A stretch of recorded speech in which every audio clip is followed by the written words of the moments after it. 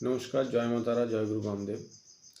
আজকে আপনাদের সাথে আলোচনা করব জ্যোতিষশাস্ত্রে কাল সর্প দোষের বিষয়। কাল সর্প দোষ নাম শুনলে অনেকের মনে হয় জীবনটা শেষ, আর করণীয় কিছু নেই।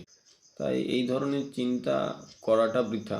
তার কারণ কাল সর্প দোষ শুধু এক প্রকার হয় না। প্রথমে আপনাকে জানতে হবে কাল সর্প দোষটা হয় কিভাবে। রাহু, কেতু এই দুটো গ্রহের মাঝখানে যখন বাকি 7টি গ্রহ চলে আসে তখন কিন্তু কাল সর্পদোষ তৈরি হয়। এবার এই কাল সর্পদোষের অনেকগুলি প্রকার আছে।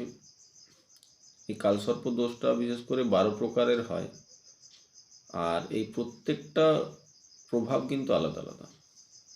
তাই আপনার জন্মছক পুরোপুরি ভালো করে বিশ্লেষণ না করে আপনার জীবনটা কতটা শেষ হতে চলেছে বা কতটা ভালো হতে চলেছে এটা নির্ধারণ করা সম্ভব নয়।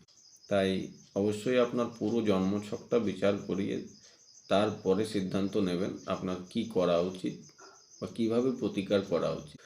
কাল সর্পদোষ জন্মছকে থাকলে বিভ্রান্ত হবেন না।